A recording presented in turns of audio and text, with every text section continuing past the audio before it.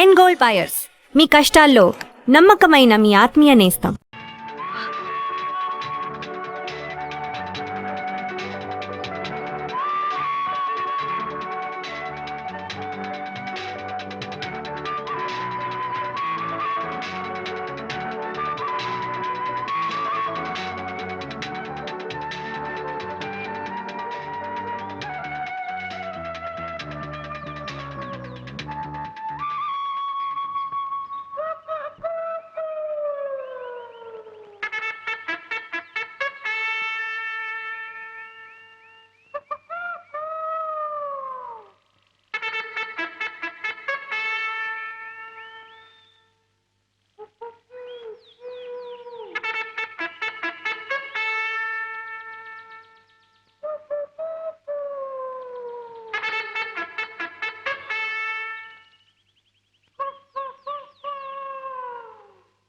కరుణ, నా లెటర్ అందిందా?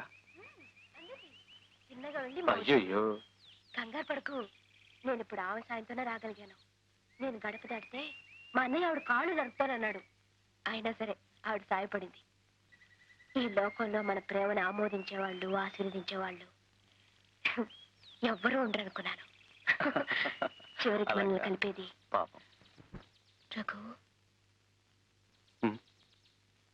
వేరే ఏదైనా మాట్లాడు. ఏం మాట్లాడినావు? ఏదో ఒకటి.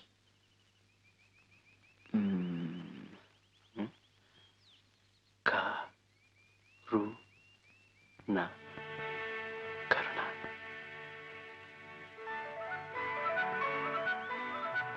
అదే మాట, అదే మాట, అదే మంత్రం.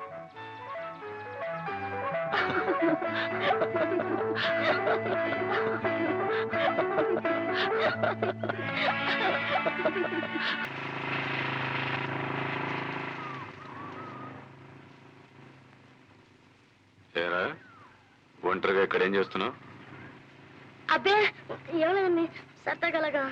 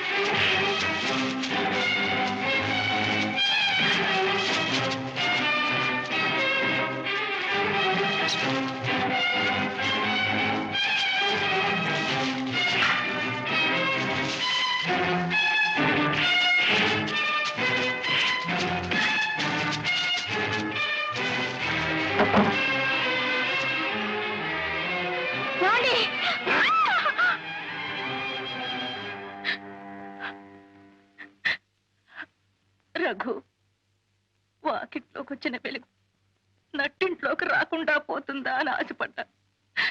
నువ్వు శ్రద్ధగా చదివి పరీక్ష పాస్ అయి మంచి మార్కులు తెచ్చుకుంటే మన కష్టాలు గట్టెక్కుతాయనుకున్నాను. ఏమిట్రా ఇది? రఘు, మాట్లాడలేక మాట్లాడటం లేదా, లేక మాట్లాడకూడదని మాట్లాడటం లేదా?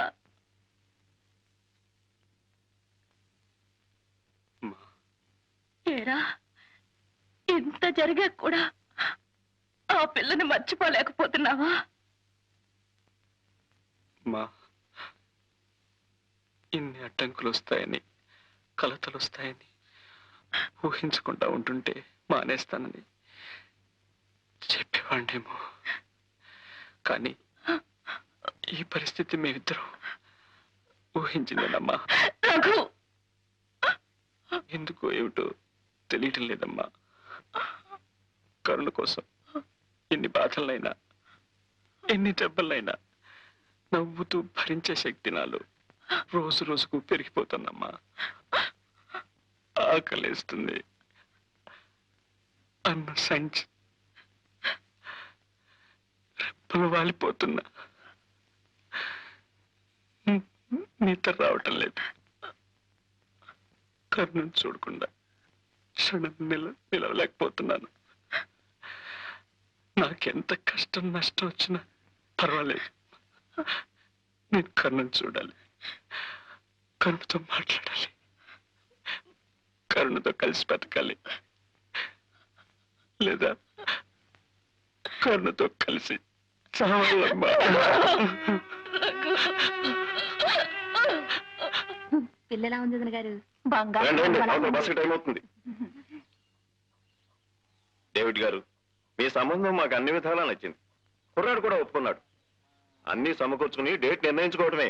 వెళ్ళగానే ఉత్తరం రాస్తాను. సెలవు. వస్తానండి. దేవుని దృష్టిలో ప్రేమించడమే తప్పైతే ఆ తప్పు తప్ప నేను ఏ తప్పు చేయలేదు ఫాదర్.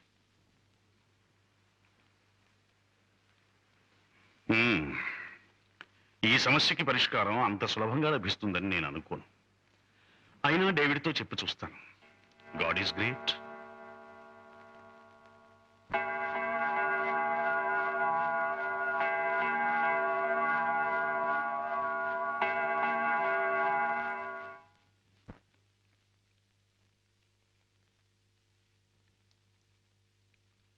అమ్మా శారదమ్మ గారు,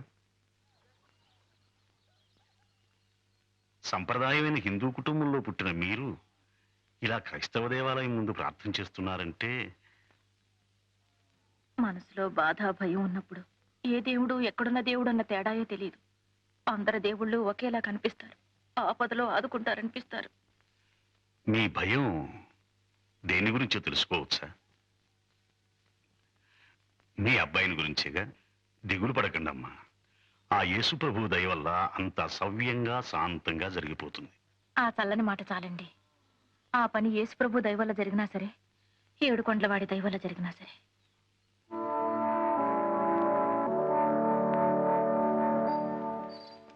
ఫాదర్, మీరేనా ఇలా మాట్లాడుతున్నది? మనమెవరు, వాళ్ళెవరు?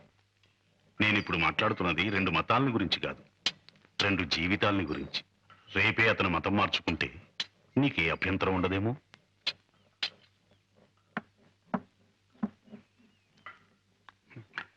సమాధానం రాదు. ఎందుకంటే ఈ పెళ్లికి అడ్డొచ్చింది కేవలం నీ మతం కాదు, నీ ఆస్తి అంతస్తు. మీరు చెప్పేది సమంజసంగా లేదు ఫాదర్. ఈ పెళ్లి కేవలం నా పరువు ప్రతిష్టల గురించి కాదు, నా చెల్లెలి భవిష్యత్తు గురించి. అది చెప్పాల్సింది నువ్వు కాదు డేవిడ్. చర్చిలో అందరి ముందు ఆ అమ్మాయి. ఆ అమ్మాయి చెప్పాలి, అంతే కదా? రఘు, మనం ఎక్కడికైనా పారిపోదావా?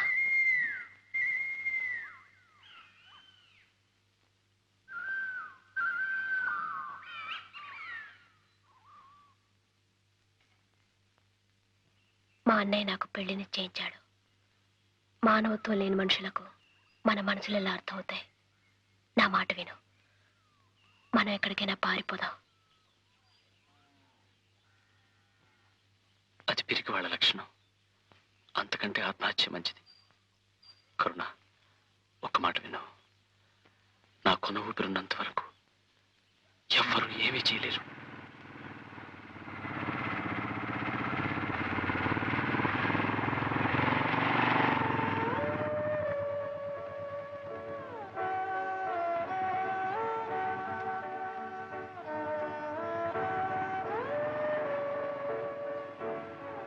సార్, మాది ఒకే మాట, ఒకే ప్రాణం. నా ప్రాణంలో ప్రాణమైన కరుణని దయచేసి వేరు చేయకండి సార్.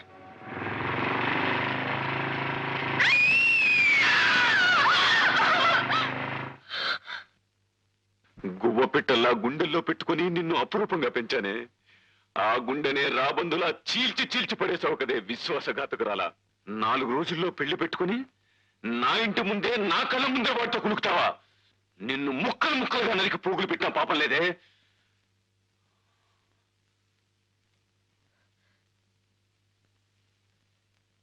నా రఘు జీవించున్నంత వరకు నన్నెవరు ఏం చేయలేరు. ఏమన్నావు? నా రఘు జీవించున్నంత వరకు నన్నెవరు ఏం చేయలేరని చెప్తున్నాను. నా రఘు జీవించున్నంత వరకు, నా రఘు జీవించున్నంత వరకు, నా రఘు జీవించున్నంత వరకు.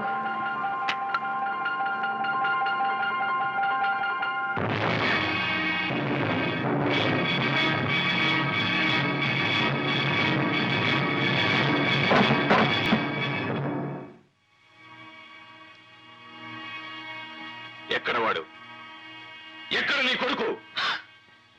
నువ్వు నా ఇంటికి సంగీత పాఠాలు నేర్పడానికని వచ్చావా? ప్రేమ పాఠాలు నేర్పించి నా చెల్లెల్ని ఒళ్ళో వేసుకోవడానికి వచ్చావా? 4 డబ్బులున్న చోటు కదా నువ్వు హార్మోనియం పెట్టితో తయారై నీ కొడుకుతో ఇష్టం వచ్చేటల్లా ఆడిస్తావా? నా పరువు ప్రతిష్టలతో చెలగటమాడతావా? బాబు గారు, మీరు మాట్లాడేదేమిటో అర్థం కాదు. నీకెందుకు అర్థమవుతుంది? నీ కొడుకును ఊర కుక్కలా పెంచి నా మీదగా ఉసుగులుపుతావా? నా సంగతి నీకు తెలీదు. దిక్కు ముక్కు లేని అనాథలు మీరు. నడివీధిలో కుక్కను కొట్టినట్టు కొట్టిన కిక్కురుమల్లేని చేతకాని వెధవలికి ఇంత పొగరా? ఈ రోజు వాడిని ప్రాణాలతో విడిచిపెట్టిన ఎక్కడ కనిపించినా నిలువుగా కాల్చి పారేస్తాను.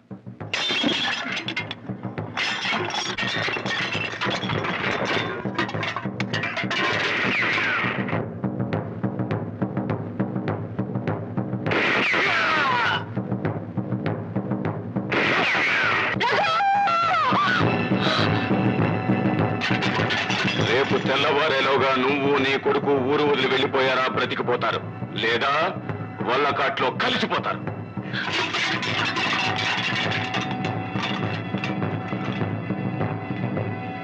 రఘు, రఘు, రఘు, వదిలేదురా, నేను వెళ్ళాలి వదినా, నా రఘు చూడాలి వదినా, నన్ను వదిలేదునా, ప్లీజ్ నన్ను వెళ్ళి.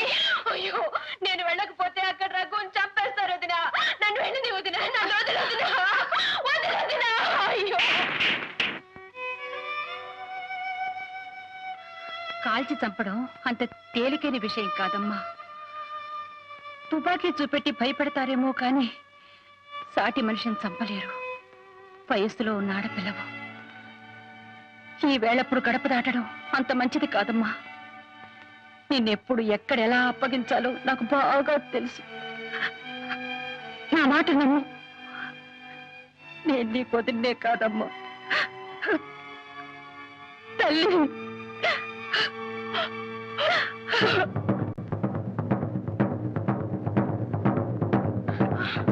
రఘు, రఘు, నీకేం కాలేదు కదా? నాకేం కాలేదమ్మా. నీకేం కాలేదు కదా?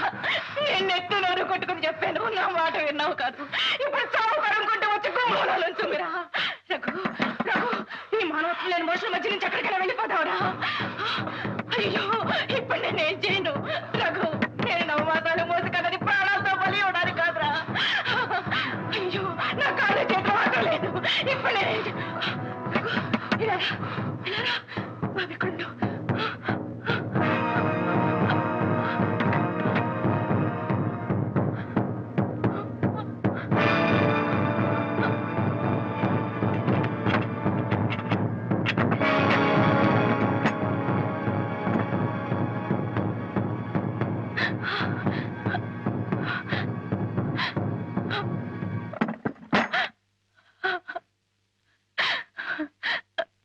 కొద్దిగా పొరపాటే. నేనే వాడిని మందలిస్తాను. మీరు వాడిని ఏం చేయకండి. మీకు చేతులెత్తి మొక్కుతాను. నా బిడ్డ మీకెప్పటికీ అడ్డుకాడు. సాటి ఆడవారు మీరే ఇలా కక్ష కడితే. అమ్మా, కక్ష సాధించడానికి రాలేదమ్మా. నీ అండ కోరి వచ్చాను. భయంతోనో భక్తితోనో బాధ్యతతోనో ఎంతో బరువైన ఈ సిలువను ఇంతవరకు మోసుకొచ్చాను. ఇంకా నాకు ఆ శక్తి లేదు, ఓపిక లేదు. అందుకే ఈ భారాన్ని మీకు అప్పగించాలని వచ్చాను.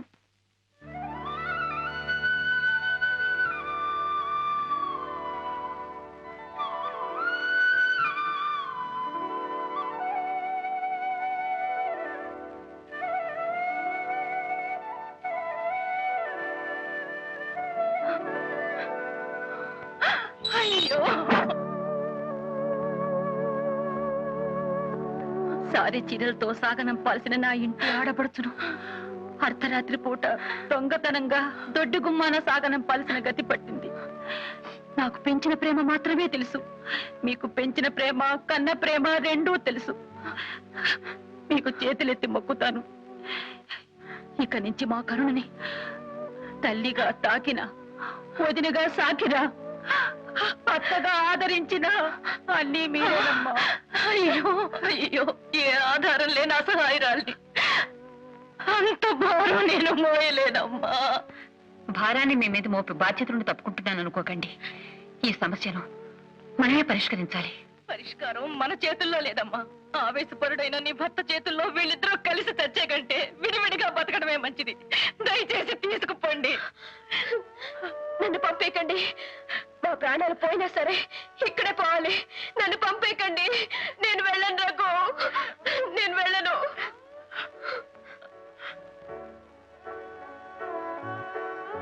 వాళ్ళు ఒక ఇంటి వాళ్ళు అయ్యే వరకేనమ్మా మనకి ఆవేదన. తెల్లవారేలోగా ఈ పిల్ల మెళ్ళలో 3 ముళ్ళు పడాలని మీరు చూస్తున్నారు.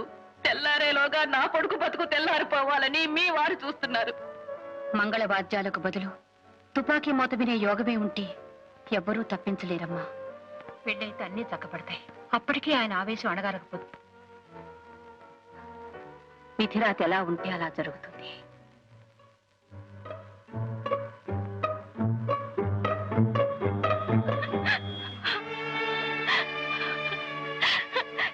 ఏమని దీవించను, నేనేమని దీవించను. కనీసం పసుపు తాడై నా కొడుకు చేత కట్టించడానికి ధైర్యం లేని దౌర్భాగ్య స్థితిలో ఉన్నాను నేను. అయ్యో భగవంతుడా, ప్రయోజనం లేని నా ప్రాణాలు తీసుకుని పచ్చగా 10 కాలాల పాటు బతకాల్సిన ఈ బిడ్డల్ని కాపాడు తండ్రి, కాపాడు. అయ్యో, ఇప్పుడేం చేయాలి? మిమ్మల్ని ఎక్కడ దాచాలి? ఎక్కడ దాగున్నా సరే మన పులిమేర లోపల వాళ్ళని పట్టుకుని కాల్చి పారేయండి.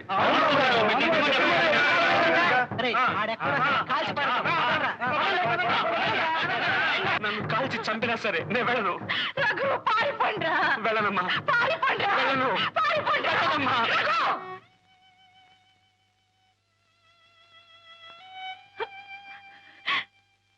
నీ ఒక్క ప్రాణం కాపాడుకోవడం ఎలాగరా భగవంతుడా అని నేను అల్లాడిపోతుంటే నన్ను నమ్మి ఇంకొక ప్రాణాన్ని నీకు జత చేసి వెళ్ళిందిరా.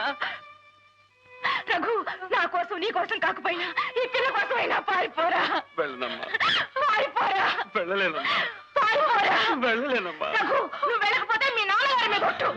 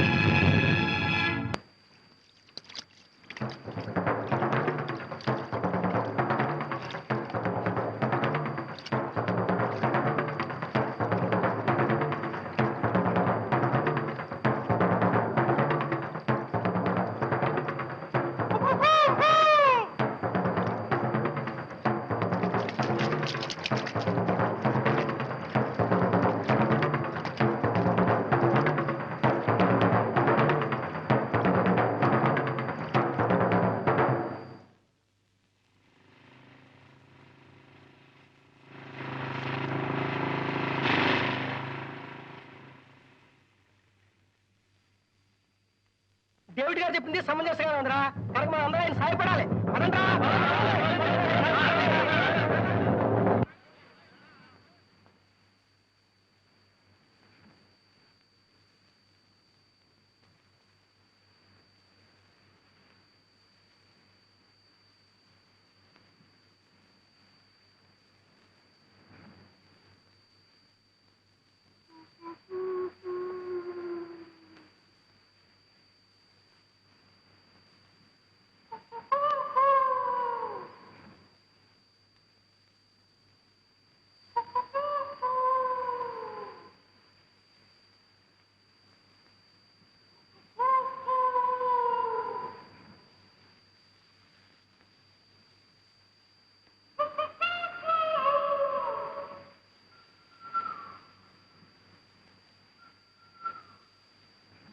కరుణ, కెరటాల హోరు వినిపిస్తుందా? కుక్కు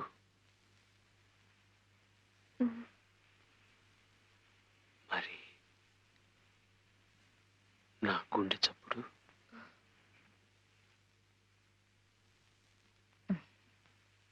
నీ గుండె నాది అయినప్పుడు వినిపించకుండా ఎలా ఉంటుంది?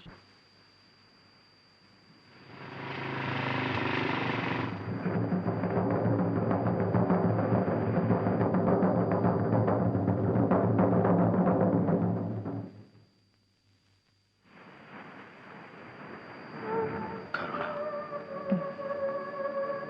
మనల్ని చంపేయచ్చు,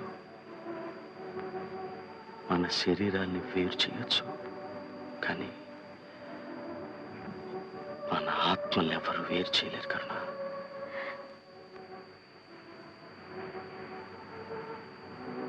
రఘు, కనీసం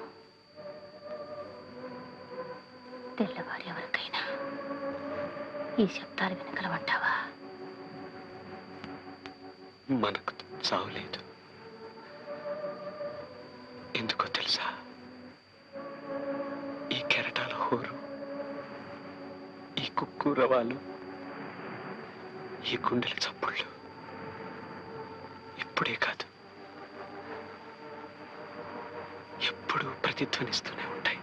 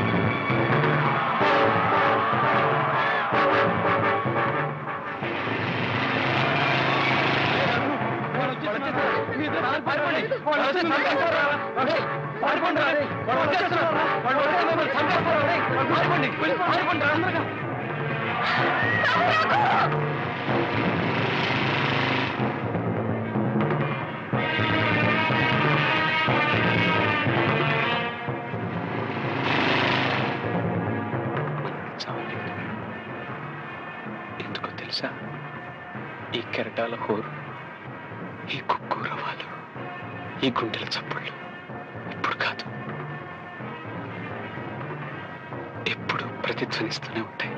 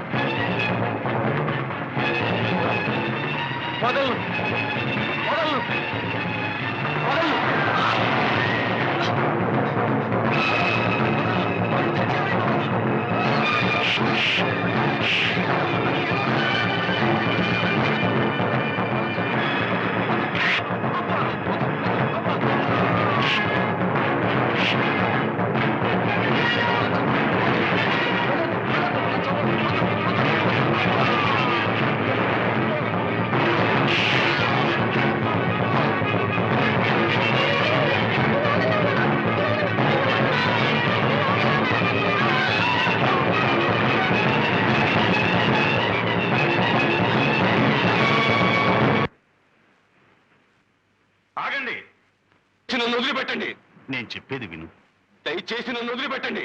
డేవిడ్, ఫాదర్, మన మతం మీద మీకు ఏ మాత్రం విశ్వాసం ఉన్నా నన్ను వదిలిపెట్టండి. కళ్ళ ముందే దారుణంగా హత్యలు జరుగుతుంటే ఏ మతస్థుడు చూస్తూ ఊరుకోలేడు. మతం మంట కలిసిపోతూ ఉంటే మాత్రం చూస్తూ ఊరుకుంటారా? డేవిడ్, మతం కంటే మానవత్వం గొప్పదయ్యా. మనిషి మనిషిని చంపడం ఏ మతం, ఏ జాతి సహించదు. ఏ చట్టము అందుకు అంగీకరించదు. హ, చట్టం పేరు చెప్పి నా చేతులు కట్టేయాలని చూస్తున్నారా ఫాదర్? లేదు డేవిడ్, నువ్వు నిజమైన క్రైస్తవుడు అనే విశ్వాసంతో చెప్తున్నాను. నిజమైన క్రైస్తవుడిగా జీవించు అని 1కి 100 సార్లు చెప్తారు. నా చెల్లెలు కూడా నిజమైన క్రిస్టియన్గా బ్రతకాలనుకోవటంలో తప్పులేదుగా. మీరు ఎన్నైనా చెప్పండి, ఏమైనా చెప్పండి. నాకు ఆస్తి అంతస్తు ముఖ్యం కాదు. సిలువ కట్టిన నా చెల్లెల మెడలో పసుపు తాడు కట్టడం అనేది జరగదు, జరగనివ్వను.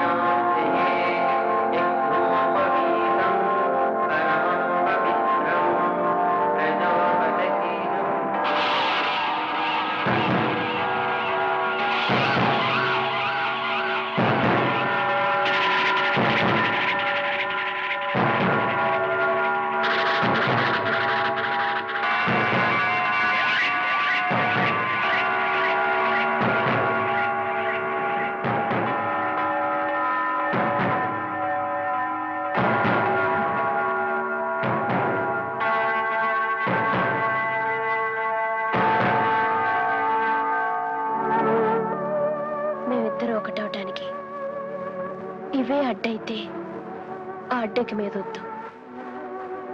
మాకే మొత్తం లేదు. మమ్మల్ని ఇలా బ్రతకనివ్వండి.